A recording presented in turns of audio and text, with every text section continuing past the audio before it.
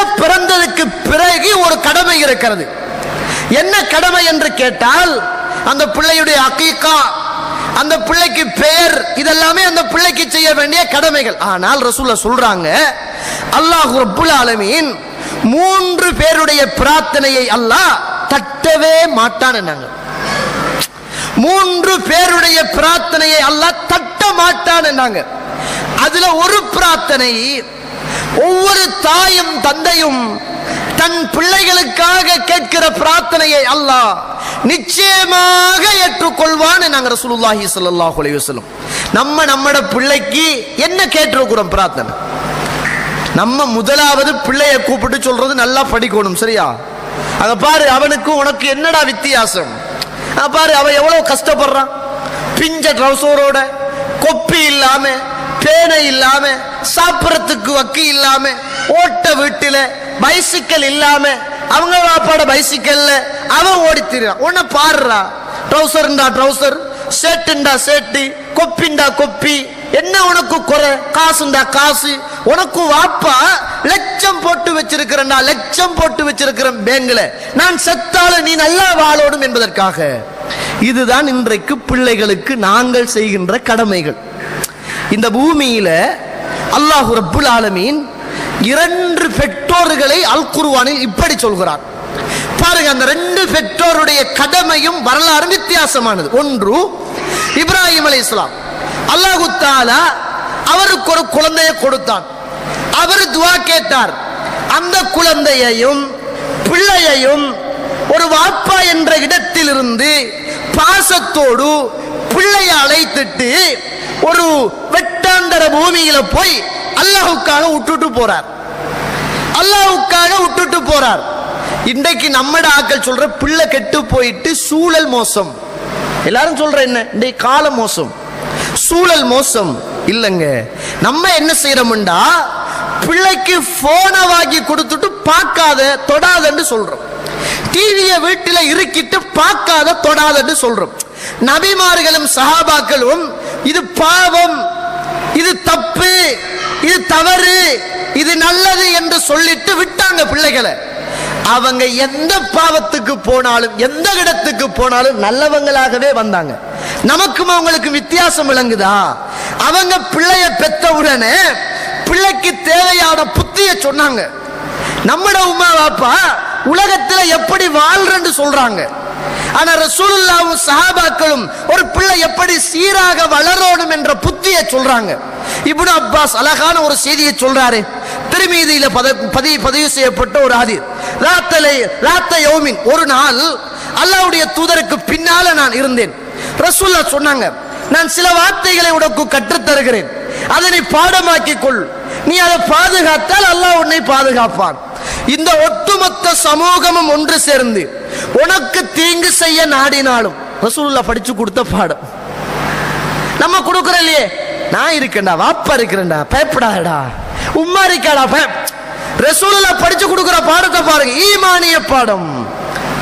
ஒட்டுமொத்த சமூகமும் சேர்ந்து உனக்கு தீங்கு செய்ய நாடினாலும், அல்லாஹ்வுடைய ஏற்பாட்டில் தீங்கு இல்லை என்று இருந்தால் எவராலும் எதையும் செய்ய முடியாது. அல்லாஹ்வுடைய ஏற்பாட்டில் உனக்கு தீங்கு என்று இருந்து ஒட்டுமொத்த மனித சமுதாயமும் உன்னை காக்க நாடினாலும் எவராலும் எதுவும் செய்ய முடியாது, நடக்கும். பிள்ளைக்கு முதலாவது கொடுத்த பாடம், பிள்ளைக்கு முதலாவது கொடுத்த பாடம். இந்த காலத்துல உம்மாவும் வாப்பாவும் இருந்து இவ்வளவு நவீனத்துவம் வளர்ந்திருக்கிற காலத்துல ஒரு பிள்ளைய சரியா வளர்த்தெடுப்பது கஷ்டம். உம்மா இருக்கிறா, வாப்பா இருக்கிறார், பக்கத்துல குடும்பம் இருக்குது, இப்படி பிள்ளைகளை வளர்த்தெடுக்கிறது கஷ்டம் என்று சூழல்ல போட்டுட்டு சும்மா இருக்கிறோம். ஆனா இப்ராஹிம் அலைஹிஸ்ஸலாத்தை பாருங்க நீங்க, அவர் யாருமே இல்லாத இடத்துல பிள்ளையையும் மனைவியையும் விட்டுட்டு போறாரு. மனைவி மட்டும்தான் பிள்ளைய வளர்க்கிறார். இன்றைக்கு வாப்பா கத்தார்ல, சவுதியில, எங்கேயாவது ஒரு நாட்டுல போய் இருந்துட்டு காசு அனுப்புறாரு. மார்க்கத்தை வாப்பா அனுப்ப இல்லை, பணம் பணமா வந்து குமியுது. நல்ல போனை வாங்கி கொடுக்கிறார், பெரிய டிவியை அனுப்புறார், கம்ப்யூட்டரை வாங்கி வச்சிருக்கிறார், இன்டர்நெட் வைஃபை எல்லா இடத்திலையும் பூட்டி வச்சிருக்கிறார். பிள்ளை கிட்ட தப்ப பத்தி சொல்ல இல்லை, பாவத்தை பத்தி சொல்ல இல்லை, நல்லதை பத்தி பாடம் நடத்தல, கெட்டதை பத்தி பாடம் நடத்தல, எல்லாத்தையும் கொடுத்திருக்கிறார். வீட்டுக்குள்ள இருந்துகிட்டே பிள்ளை கெட்டு போறான். அவ்வளவு சொகுசான வாழ்க்கையிலும் பிள்ளை மோசமாக வளருகிறான். இப்ராஹிம் அலைஹிஸ்ஸலாம் ஒத்தருமே இல்லை, வாப்பாவும் கூட இல்லை, அவரும் உம்மாவும் மட்டும்தான். விட்டுட்டு போறார். உம்மா தான் பொத்தி பொத்தி பொத்தி வளர்க்கிறார். பெண்கள் வந்திருப்பதினால் இது மிக முக்கியமான ஒரு வரலாறு. வாப்பா கிட்ட சரியான இஸ்லாம் இல்லாட்டியும் உம்மா கிட்ட சரியான இஸ்லாம் இருந்தால், ஒரு தாய் ஒரு பிள்ளையை கெச் பண்ணி சரியா வளர்க்க நினைத்தால் அது முடியும். வாப்பா கொஞ்சம் அப்படி இப்படி இருந்தாலும் உம்மாவே வாப்பாவை கட்டி எழுப்ப முடியும். ஒரு உம்மா சரியான இடத்தில் இல்லை என்றால், வாப்பா சரியாக இருந்தாலும் ஒரு பிள்ளையை சரியா வளர்க்க இயலாது. அதுக்கான உதாரணம், உம்மா இப்ராஹிம் அலைஹிஸ்ஸலாத்துடைய மனைவி கிட்ட ஈமான் இருந்துச்சு, தவக்குல் இருந்துச்சு, இறை நம்பிக்கை அதிகமாக இருந்துச்சு. பிள்ளைய தன்னும் தனியில இருந்து வளர்க்கிறார், தண்ணி தேடி அலைகிறார், இறைவன் நெல்லில் தண்ணியை கொடுக்கிறார், பிள்ளைய வளர்த்தெடுக்கிறார். இன்னி அரா ஃபில் மனாமி அன்னி அஸ்பஹுக ஃபந்துர் மாதா தரா. மகனே, பல காலத்துக்கு பிற்பாடு வந்து உன்னை அறுக்க கனவு கண்டேன், ஒன்ற அபிப்பிராயம் என்ன என்று கேட்கிறார். அவர் சொன்னாரு, நீங்க எதை ஏவப்பட்டீங்களோ அதை செய்யுங்க, சத்தஜிதுனி இன்ஷா அல்லாஹ் மினஸ் சாபிரீன், என்னை மறுமையில் பொறுமையாளர்களோடு நீங்கள் கண்டுகொள்வீர்கள். ஒரு சாலிஹான பிள்ளை பேசுது வாப்பா கிட்ட. வாப்பாவை வளர்த்தாரு இல்ல, யாரை வளர்த்த? உம்மா வளர்த்த. வாப்பா எங்க இருந்த? அல்லாஹ்வுடைய கட்டளை ஏற்றுட்டு போனேன், அறுக்க போறேன் என்று ஓடர் அருங்க என்று பிள்ளை சொல்றார். ஒரு உம்மா தன்னம் தனியாக இருந்து பாவமான ஒரு சூழல் அல்லது மனித சஞ்சாரமற்ற ஒரு சூழலில் ஒரு பிள்ளைய இறைவனுக்காக அறுக்க கேட்ட நேரம், உசுரை எடுத்துடுங்க, மறுமையில் எனக்கு சுவர்க்கம் பொறுமை, அந்த பொறுமையாளர்களில் நான் இருப்பேன், கண்டுகொள்வீர்கள் என்று அந்த பிள்ளை பேசுது. ஒரு வரலாறு. இன்னும் ஒரு வரலாறு, நூஹ் அலைஹிஸ்ஸலாம் இந்த உலகத்தில் திருமணம் முடிக்கிறார். அவரும் குழந்தையை பெற்றுக் கொள்கிறார். அவர்கிட்ட ஈமான் இருந்துச்சு, ஈமானிய பலம் இருந்துச்சு. ஆனா உம்மா கிட்ட, அவர மனைவி கிட்ட சரியான ஈமான் இருக்கல்ல, உறுதியான நம்பிக்கை இருக்க இல்லை. அவ அந்த காலத்தில் உள்ள கடவுளையே நம்பிக்கொண்டிருந்தார். நூஹ் அலைஹிஸ்ஸலாம் பொய் என்று பிரச்சாரம் செய்தார். ஆனா அவருக்கும் இவருக்கும் ஒரு குழந்தை பிறக்குது. 950 வருஷம் இந்த பூமியில் தஅவா பிரச்சாரம் செய்கிறார்.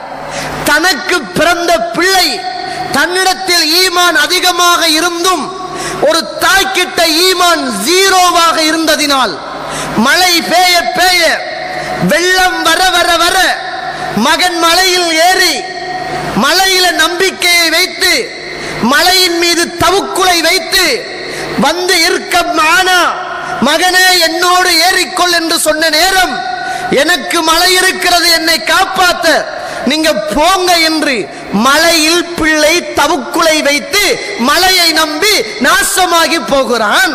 இங்கால பிள்ளை வாப்பா இல்லாம உம்மா கிட்ட மட்டும் சரியான ஈமான் இருந்ததினால், இறைவனின் மீது தவக்குல் வைத்து அறுக்க போறீங்களா, உசுரை எடுக்க போறீங்களா, எடுத்துடுங்க, ஆனா மறுமையில எனக்கு என்ன தெரியுமா, பொறுமையாளர்களோடு என்ன நீங்க கண்டுடுவீங்க, எடுத்துடுங்க.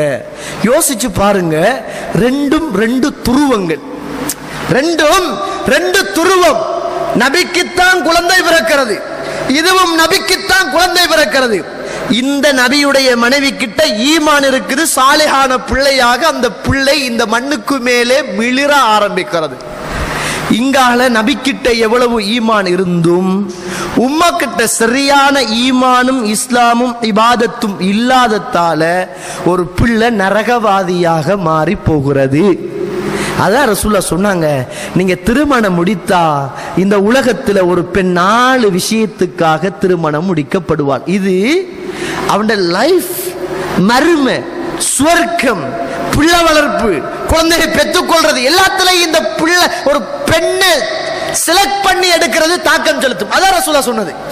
சும்மா ரசூலுல்லாஹ் நீங்க 4 விஷயத்துக்காக திருமணம் முடிப்பீங்க, அழகுக்காக அல்லது நல்ல குடும்ப வம்சத்துக்காக அல்லது மார்க்கத்துக்காக என்ற சொல்ல சும்மா இல்லை. ரசூலா சொல்லிட்டு ஃபதஃபர் பிதாத்த தீன், மார்க்கமுள்ள பெண்ணை நீ எடுத்துக்கொண்டு ஏன் சொல்லணும் ரசூலா? நம்மெல்லாம் நினைக்கிற அழகு இருக்குத்தானே திருத்தி கொள்ளையிலும் இல்ல, அதுதான் ஆகப்பெரிய முசிபத்து. பொம்பளை பிள்ளை பிறந்தா அந்த அழகு ராணி மாதிரியே இந்த ராணியை வளர்க்கறதுக்கு தான் உம்மாக்கு ஆசை. உம்மா என்ன உடுப்பு போட்டு என்ன லிப்டிக் அடிச்சு எப்படி முடிய வாழ்ந்து எப்படி மற்ற ஆடவனுக்கு முன்னால தலையில மொக்காடு இல்லாம மார்புல மொக்காடு இல்லாம துணிகள் இல்லாம ரோட்டுல நின்று மற்ற ஆடவனோட காருக்குள்ள இருந்து பைக்கில இருந்து கண்டவன் நின்றவுடனே பல்ல காட்டுதோ, அதே மாதிரிதான் நமக்கு பிறக்கிற குழந்தையும் வளரும் ஈமான் தாயிடத்தில் இஸ்லாம் இல்லாவிட்டால். அதான் ரசூலா சொன்னது. இந்த கல்யாணம் முடிக்கக்குள்ளேயே சரியா சாய்ஸ் பண்ணிக்கிட்டோம்னு வைங்க, பிறக்கிற குழந்தையும் சாலிஹான குழந்தை தான், வளர்ற குழந்தையும் சாலிஹான குழந்தை தான். அதனால ஒவ்வொரு வாப்பாவுக்கும் உம்மாவுக்கும் பொறுப்பு இருக்குது. முடிக்கக்குள்ள நல்லதா பார்த்து முடிக்கணும். முடிச்சதுக்கு பிறகு 2 பேரும் சேர்த்து பிரார்த்திக்கணும். 2 பேரும் இல்லறத்தில் ஈடுபடுகிற நேரத்தில் இந்த துஆவையும் மறக்காமல் ஓதோடும். உம்மா கிட்ட நிறைய ஈமான் இருக்கணும். முதல் கடமை அந்த பிள்ளை சாலிஹான பிள்ளையாக இந்த மண்ணுக்கு மேலே வாழ்றதுக்கும் வளர்றதுக்கும் மிக முக்கியமான ஒரு இடத்தில் இஸ்லாம் என்னையும் உங்களையும் வைத்து பார்க்கிறது.